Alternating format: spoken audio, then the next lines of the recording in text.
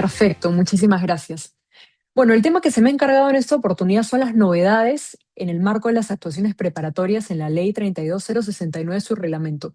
Este tema ciertamente es muy importante porque a diferencia de lo que teníamos en la 30225, tenemos una regulación, y me gusta destacar mucho esto cuando toco el tema, una regulación que tiene la virtud de ser muy consciente de los desafíos y de los retos que hemos enfrentado con la previa normativa, la 30225, y ha tratado de alguna manera de atenuar estas tensiones bastante patentes que tenemos entre dos valores que en el marco de la contratación pública parecen irreconciliables, que por un lado es la flexibilidad que debemos tener como operadores del mercado de la contratación pública para poder, digamos, eh, llevar a cabo todas aquellas actuaciones que nos permitan de una manera ágil, de una manera inmediata, conseguir estos objetivos que tiene el sistema de abastecimiento, pero por otro lado, este también debe conciliarse con el valor de la transparencia.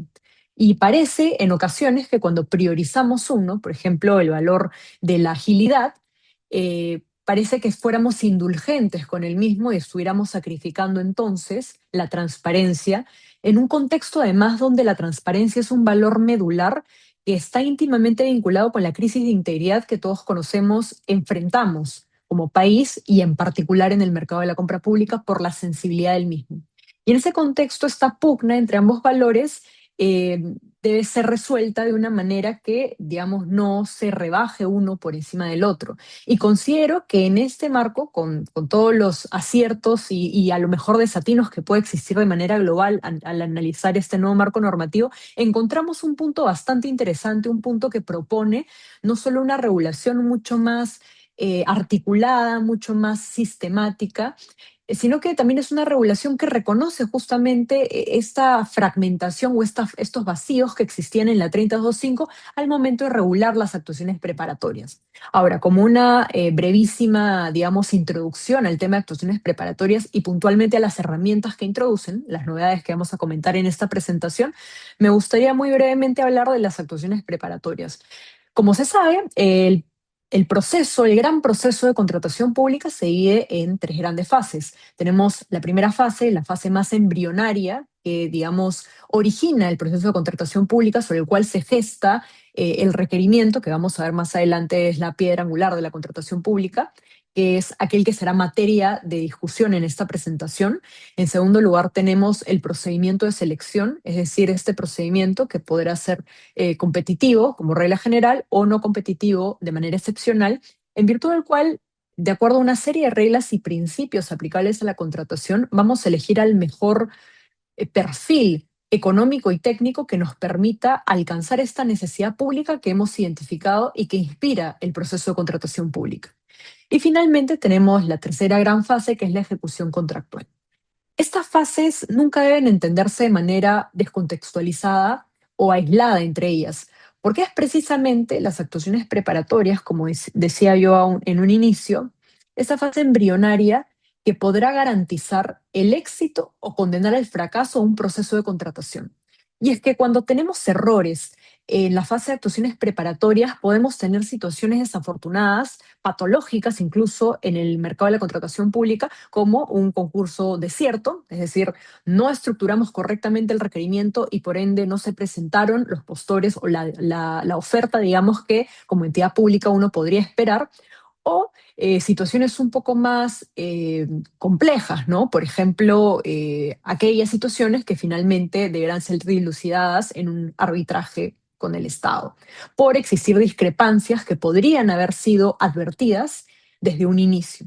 Entonces, para anticipar estos problemas, justamente es importante tener una regulación bastante, digamos, bastante atenta a estos detalles y que permita de alguna manera conciliar estos valores que habíamos comentado al inicio, tener la flexibilidad suficiente para poder articular los intereses del Estado y, digamos, tener este auxilio, este apoyo del mercado, del actor privado para poder enriquecer nuestro requerimiento sin dejar de lado o sin mermar la transparencia y la integridad que ciertamente no son negociables en el marco de las contrataciones públicas.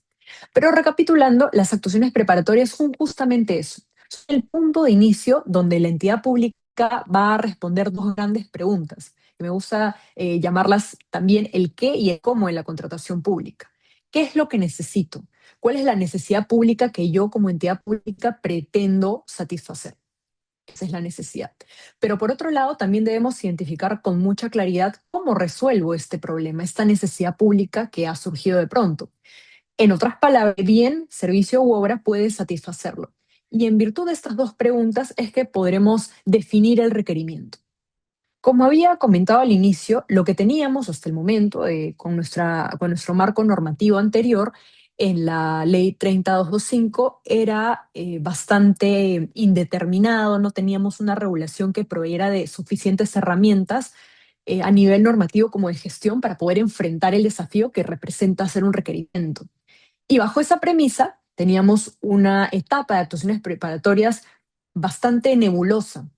Lo que tenemos ahora, y me gustaría adelantar con un panorama general antes de introducir las herramientas que vamos a comentar en esta oportunidad, es este flujograma de cómo las actuaciones preparatorias han pasado a ser un procedimiento interno mucho más sofisticado que ocurre, a la redundancia, al interior de la entidad pública, donde ahora existe una serie de actores que van a, digamos, interactuar no solamente entre ellos, al interior de la entidad pública, sino inclusive con el sector privado, lo cual representa una novedad y un cambio de paradigma totalmente distinto a lo que teníamos antes. Ahora, si bien es cierto que en la 325 teníamos algunos mecanismos, como por ejemplo las solicitudes de cotizaciones que a menudo enviaban las entidades públicas a través de correos electrónicos, nuevamente hay que ser bastante enfáticos en que esta regulación era bastante fragmentada y difícilmente aplicable con criterios claros y sobre todo exponía a ambas partes a una situación que por no estar correctamente regulada podría dar posteriormente lugar a suspicacias o a situaciones que podrían afectar de alguna manera el valor de transparencia que venimos comentando. Entonces, en ese contexto y atendiendo estas dificultades que, digamos, representaba el marco anterior, es que se gesta una norma que piensa en estos desafíos y busca estructurar la fase de actuaciones preparatorias con un procedimiento interno que inicia con la elaboración del requerimiento por el área usuaria, posteriormente con un nuevo actor, que es la DEC, que verificará los requisitos, podrá intervenir incluso en el requerimiento y además, a nivel de gestión, es importante comentar que con requerimientos algo más sofisticados, ya sea por razones tecnológicas o por alguna cuestión, digamos, que requiera el involucramiento de un actor un poco más especializado, tenemos ahora en la 32069 el área técnica especializada, que es un actor que opera como una suerte de auxiliar, como una suerte de apéndice, digamos, del área usuaria y permitirá, digamos, atenderlo en aquellos requerimientos particularmente complejos que requieran esta, digamos, esta atención de su parte. Y es aquí en la tercera fase en el flujograma que estamos viendo, en la elaboración de la estrategia de contratación, que si bien es un tema distinto, pero periférico a las actuaciones preparatorias, es aquella estrategia o aquel plan que va a permitir a la entidad pública tener de manera mucho más clara cuáles son los elementos o las variables que integrarán esta contratación para tenerla de manera mucho más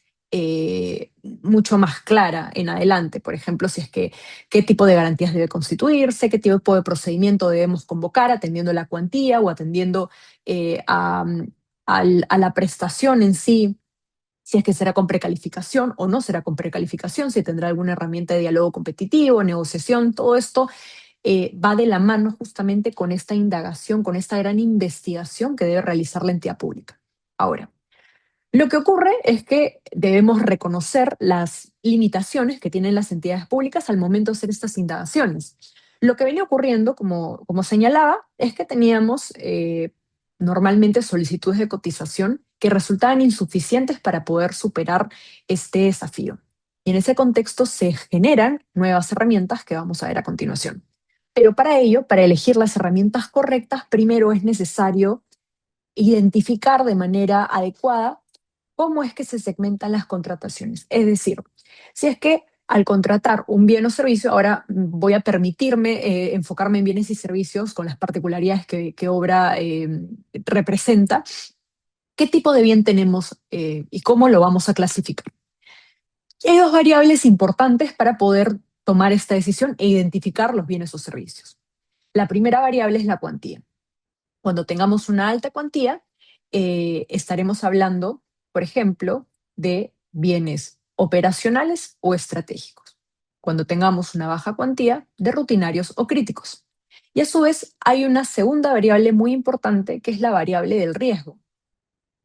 Y como vemos en esta suerte de plano cartesiano, se identificarán, de acuerdo a las dos variables que hemos identificado, los bienes y servicios operacionales, estratégicos, rutinarios y críticos. Ahora, ¿cuándo se considera que un bien o un servicio es considerado como de alto riesgo? El reglamento para esto establece una definición bastante precisa y es que se evalúa que existe una posibilidad de que el procedimiento tenga poca competencia, que concurran pocos proveedores a atender, digamos, esta necesidad pública que enfrenta la entidad. Y esto puede ser por varias razones. Por ejemplo, porque en los últimos 2 años se ha identificado una situación de desierto. Entonces tenemos este antecedente que justifica que estemos ante un riesgo más alto de que no concurra una cantidad de proveedores que permita sacar adelante este procedimiento. Que el promedio de postores para objetos contractuales similares, también en los últimos 2 años, tomando en cuenta que debe ser una temporalidad o una, digamos, un criterio que nos permita mantener actualizada esta información, que este promedio haya sido menor o igual a 3 en el caso de bienes y menor o igual a 2 en el caso de servicios. Y finalmente, también existe un tercer supuesto, que es una suerte de cláusula abierta, que es cuando, de acuerdo a las características particulares o la especialización de este bien o servicio, se determine que hay una disponibilidad limitada en el mercado para poder atender esta demanda que presenta la entidad. Y en función a estas tres variables vamos a poder medir o graduar cuál es el riesgo de poder obtener más o menos contratistas. Por cierto, la cuantía, solamente para precisarlo, el reglamento precisa que se habla de una alta cuantía cuando hablamos del 10% del monto total del PAC, que ciertamente es un monto bastante elevado. Cuando hablamos digamos, cuantías altas en función a este plano cartesiano, ciertamente estamos hablando de proyectos que demanden, digamos, una porción importante del presupuesto que la entidad pública destina a este propósito. Pero la mayoría de objetos que suele contratarse ciertamente son operacionales o rutinarios. Ahora, una vez que hemos identificado de manera precisa cuáles son estos bienes o servicios y cómo, digamos, están clasificados en los términos previstos en la norma, debemos elegir cuál es la herramienta de interacción del mercado que es, digamos, pertinente en el caso concreto.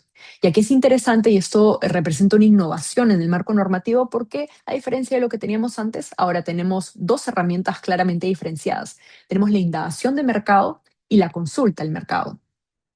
La indagación es un procedimiento esencialmente interno, es decir, ocurre al interior de la entidad pública y es de naturaleza esencialmente documental. Esto quiere decir que la entidad pública podrá obtener información a través de los propios, digamos, archivos, del acervo documental que genera la propia entidad pública, o incluso podrá solicitar a otras entidades públicas información sobre procedimientos y objetos contractuales similares a los que busque contratar. Esto en los últimos 3 ejercicios presupuestales, nuevamente para mantener actualizada la información que manejen las entidades públicas. No tendría mucho sentido, por ejemplo, remontarnos hacia 10 años atrás, cuando probablemente las características técnicas e incluso el valor económico puede ser sustancialmente distinto. Entonces, en ese contexto, la indagación puede proveer información documental que permita caracterizar y modelar este requerimiento. Cuando utilizamos indagación, se trata generalmente de aquellos objetos que no albergan un riesgo alto. Es decir, estamos hablando de los rutinarios y de los operacionales. El hecho de que sea básica o avanzada únicamente está, digamos, orientado al número de herramientas que vamos a utilizar. Básica, una herramienta, avanzada, dos o más herramientas. Y en cuanto a consulta al mercado, y aquí viene justamente la gran innovación, es que se trata de un mecanismo que permite articular los esfuerzos de la entidad pública que requiere información y del sector privado que tiene esta información y puede proporcionársela a la entidad pública. Nuevamente, esto se trata de una innovación que dota de mayor agilidad, de mayor flexibilidad del procedimiento porque aporta nueva información, pero al mismo tiempo es una herramienta que expone de alguna manera a las entidades a un trato directo, a una comunicación, digamos, un poco más cercana con el sector privado, cuestión que debe tratarse con mucha sensibilidad y con, digamos, los controles internos pertinentes para garantizar la transparencia de estas conversaciones. En la consulta al mercado, esta está prevista básicamente para aquellos objetos críticos y estratégicos. Ahora, como había adelantado, en básica tenemos mínimo una fuente, en avanzada tenemos dos o más fuentes y las herramientas concretas que podemos utilizar en el marco de cada una de estas instituciones nuevas que tenemos en la ley son, como habíamos adelantado, información histórica en el caso de indagación, información de procedimientos de otras entidades, pero tampoco se limita a otros medios documentales que siempre y cuando se encuentren dentro de la administración pública se puedan implementar para poder obtener mayor información. En cambio, la consulta al mercado, que es esencialmente externo, implica dos mecanismos diferenciados. Puede ser uno escrito, con el cual ya estamos familiarizados, que puede ser a través de cotizaciones o de la difusión del requerimiento, en cuyo caso los actores privados podrán proveer mayor información, formular consultas, y hay que precisar aquí que estas consultas son completamente distintas de las consultas o observaciones que pueden ocurrir en el marco de un procedimiento de selección. Son distintas y son facultativas, por supuesto. Una entidad pública podrá invitar a determinados actores privados a participar, pero ellos podrán elegir o no, digamos, ofrecer esta información para enriquecer el requerimiento de las entidades públicas. Y la segunda herramienta que tenemos en el marco de las consultas, que es bastante más innovadora y bastante más sensible, por cierto, son las reuniones. Y estas reuniones pueden ser de dos tipos. Como dice la norma, de uno a uno, es decir, una entidad pública y un actor privado, o de uno a muchos, es decir, una entidad pública con distintos actores privados, en el marco del cual pueden, digamos, solicitar información técnica que les permita garantizar la vigencia tecnológica o las cualidades que debe reunir el requerimiento para que cumpla con la necesidad pública que ha sido identificada al inicio del procedimiento de actuaciones preparatorias.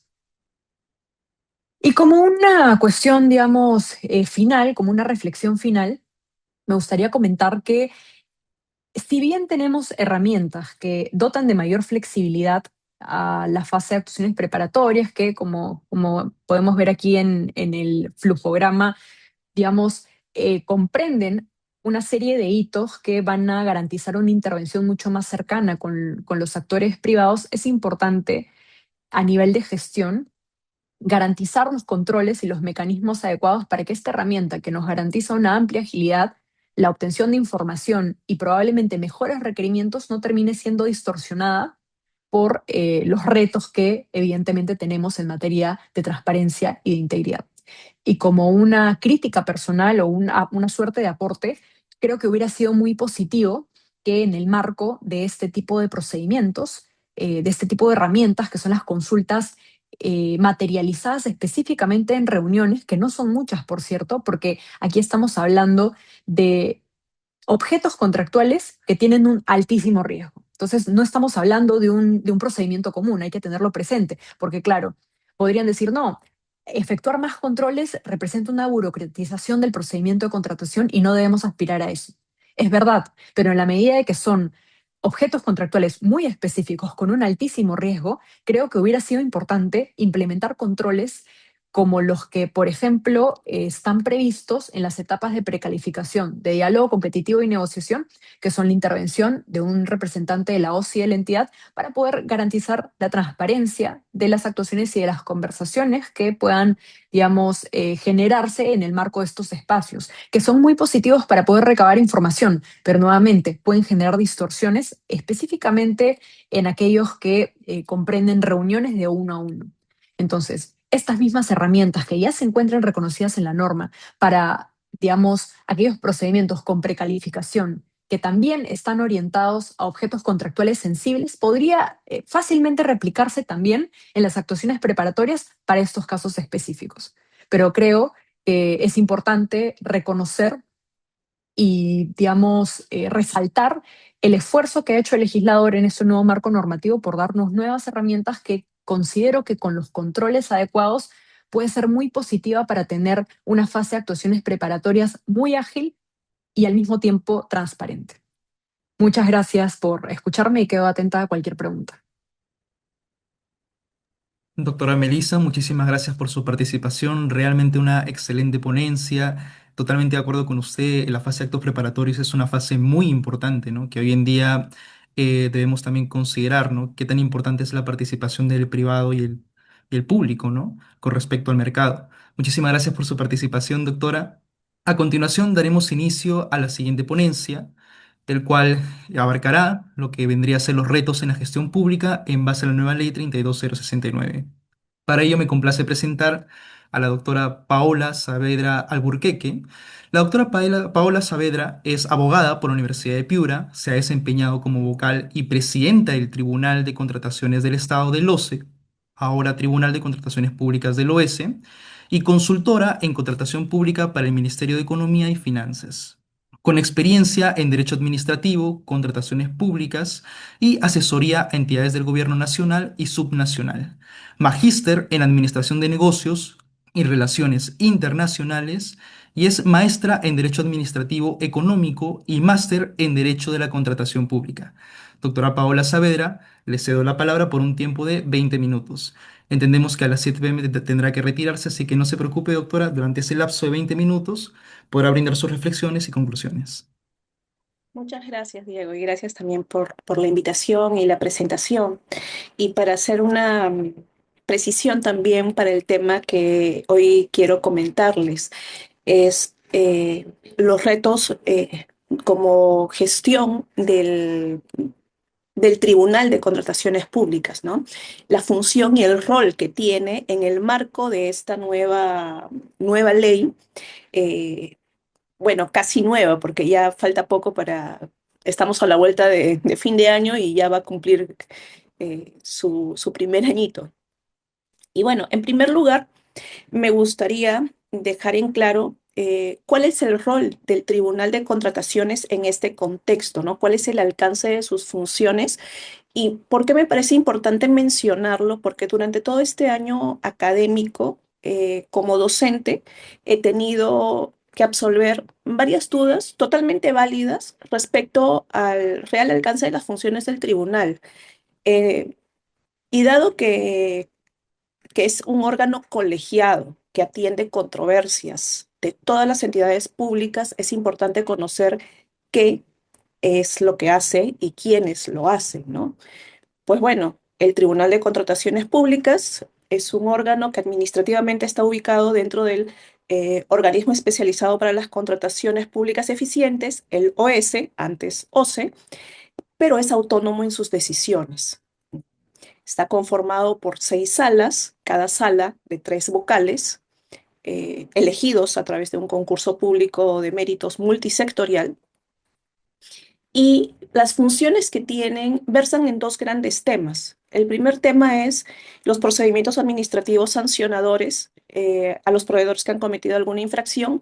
Y el otro tema es el que nos convoca en este panel, que es la resolución de controversias que surgen durante el procedimiento de selección hasta el perfeccionamiento del contrato. Y es ahí donde viene algunas inquietudes, especialmente para aquellas personas profesionales que están iniciándose en el tema de contratación pública y que he escuchado durante todo el año eh, porque dicen, bueno, las consultas y observaciones surgen durante el procedimiento de selección, entonces el tribunal tendría que absolverlas.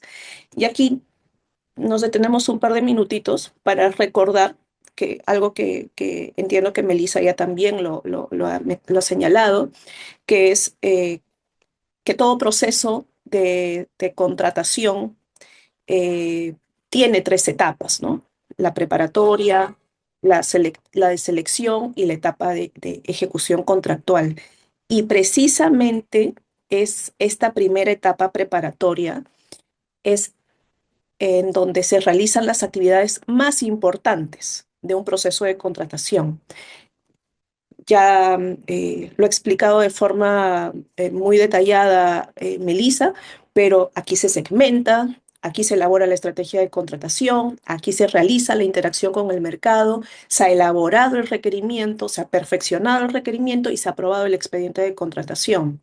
Y con este expediente de contratación y la correspondiente certificación presupuestal o previsión presupuestal, se convoca el procedimiento de selección y empieza esta etapa selectiva. Ahora, esta etapa selectiva también tiene varias subetapas, ¿no? El registro de participantes, primero la convocatoria, ¿no? Luego el registro de participantes y luego el cuestionamiento a las bases a través de consultas y observaciones. Y esperamos, o al menos yo espero, sinceramente, que los proveedores que están interesados en presentar sus ofertas revisen las bases, revisen las reglas que la entidad ha propuesto, qué es lo que está requiriendo y formulen todas las preguntas que tengan, todas las inquietudes que puedan tener, ya sea a través de una consulta, ya sea a través de una observación.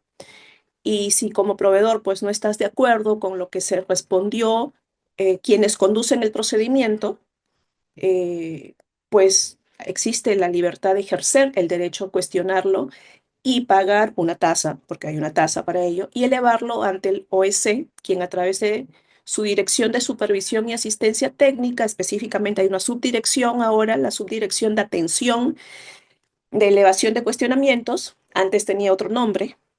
Aquí un paréntesis, recordemos que este cambio normativo, esta reforma normativa, ha implicado pues darle más funciones también al órgano especializado, ¿no? Y con ello pues han habido reestructuración, una suerte de modificación a nivel organizacional. Bueno, a lo que quiero llegar es que esta elevación de consultas y observaciones, pues la ve el OEC, pero la ve a través de una dirección específica.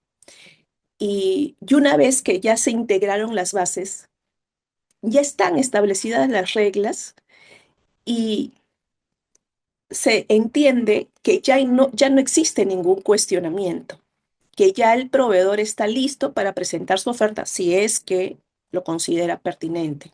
Entonces, hasta este momento, aquí ya te habrás dado cuenta que las consultas y observaciones pues son absueltas por el OS mismo o a través también de sus evaluadores de la entidad, ¿no? Quizás no se eleva.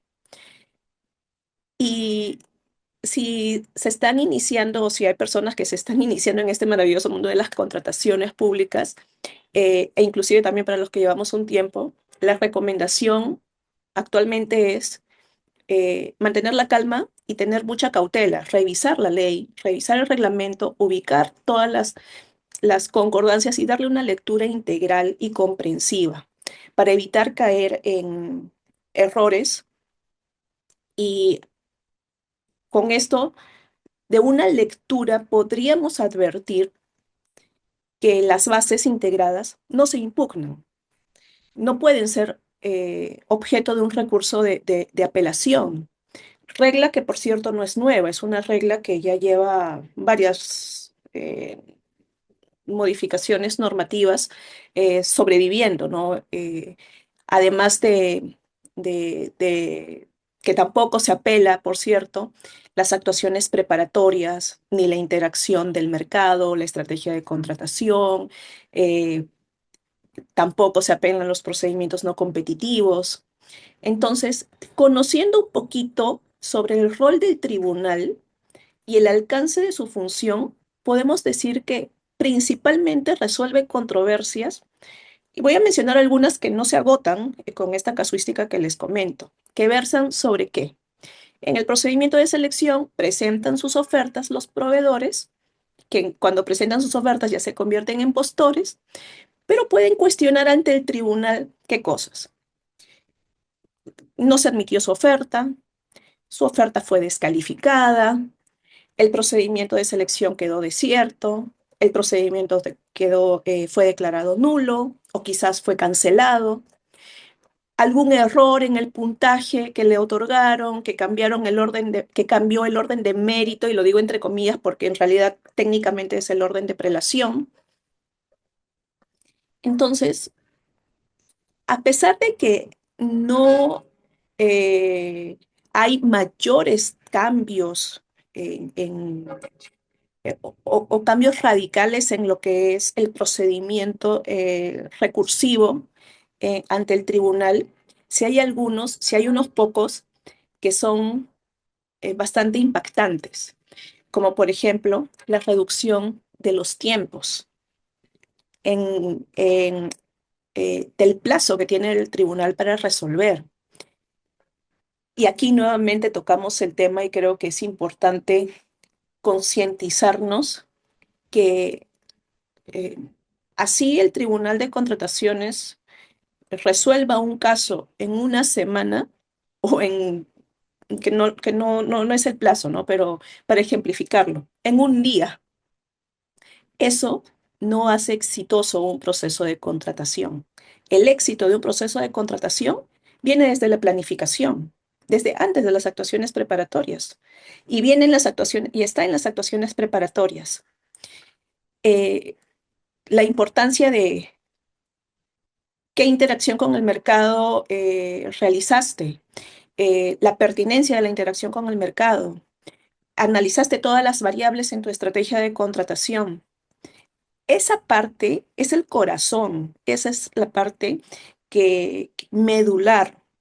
El procedimiento de selección eh, cada vez está siendo más acortado, y ahí tengo una opinión particular al respecto, y es el riesgo en los tiempos, porque se necesita realizar un análisis concienzudo, se necesita hacer una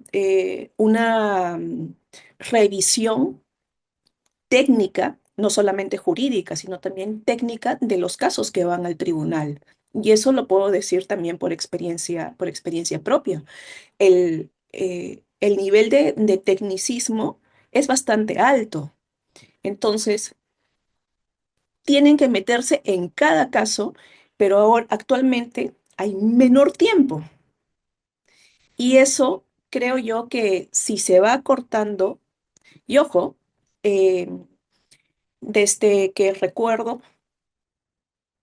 se ha ido cada vez acortando más el tiempo. Eh, y, y eso en algún momento puede impactar en no digo que suceda, pero a largo plazo, si el legislador opta por seguir acortando estos plazos, el nivel de análisis puede estar en riesgo también. Eh, que también quería comentarles sobre este riesgo del nivel de análisis por los plazos, no solamente es por el plazo corto, sino también por la cantidad de nuevas apelaciones que están ingresando actualmente en el marco de la nueva ley. Recordemos, o les comento, que si bien es cierto, no se ha tocado el tema de la garantía para apelar, que se mantiene en el 3%, sí se redujo para el caso de las MIPES. Para el caso de las MIPES se redujo la garantía al 0,5%. Entonces, esta reducción genera un incremento también en las apelaciones.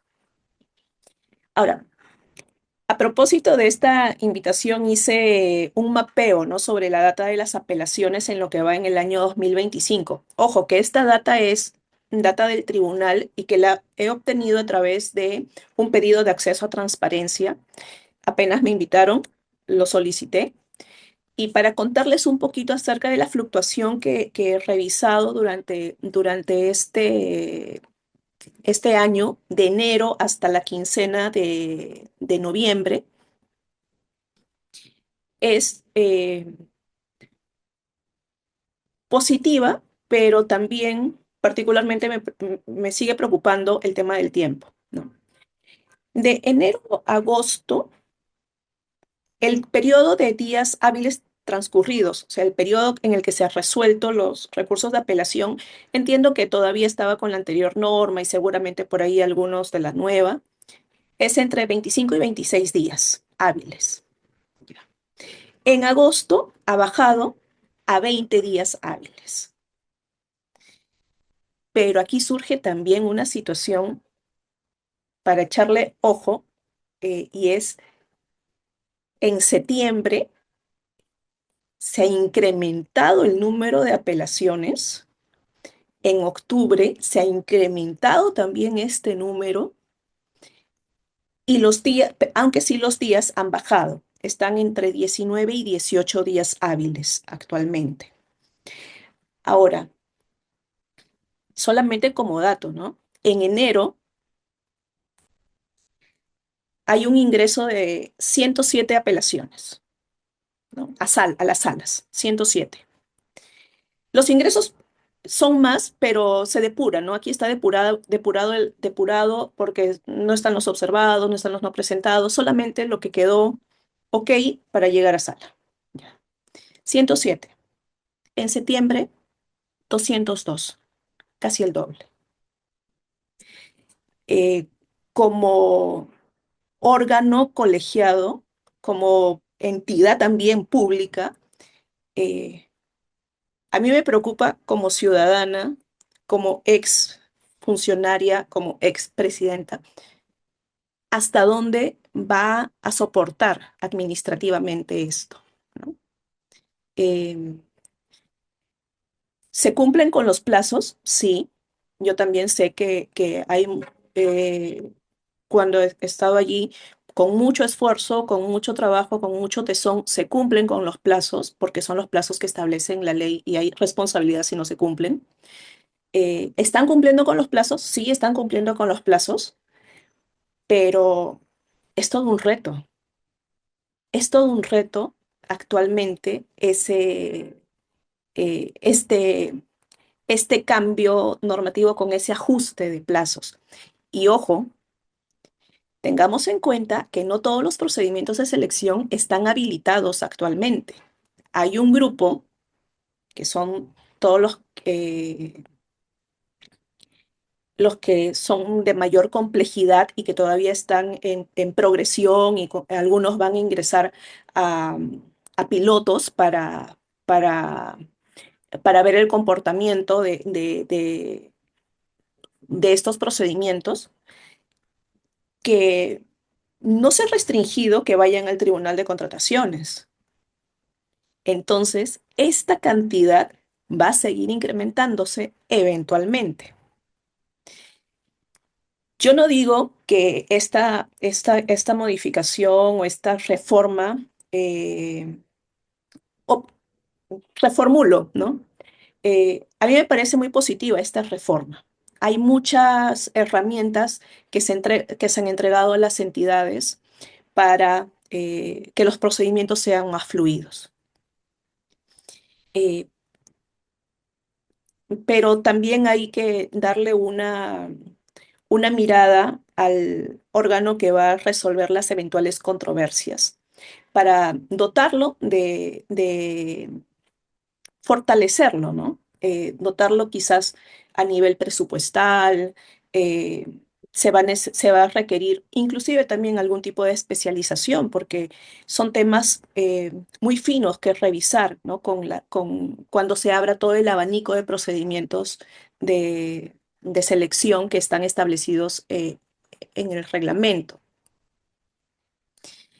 Y me gustaría terminar o culminar con una reflexión y un comentario, eh, y es en base nuevamente a mi experiencia profesional. Y es que, nuevamente, la etapa más importante es la preparatoria. Inclusive antes de la preparatoria está el tema de la planificación, que tiene que estar alineada con los documentos de gestión, y hablo del plan operativo institucional, del plan estratégico institucional. Esta es la etapa corazón que impulsa, ¿no?, todo el procedimiento. Y eh, mientras nos enfoquemos solamente en que el problema, entre comillas, es el procedimiento de selección y los plazos del procedimiento de selección, no le estamos dando el foco adecuado a la preparación, ¿no? O sea, que es finalmente eh, sumamente importante y sumamente eh, es un detonante sobre cómo va a ser tu procedimiento de selección, si vas a tener pluralidad de postores, si el mercado está preparado y también cómo va a ser tu ejecución. Y bueno, esto es lo que quería comentarles, y si hay alguna consulta, aquí estoy a disposición.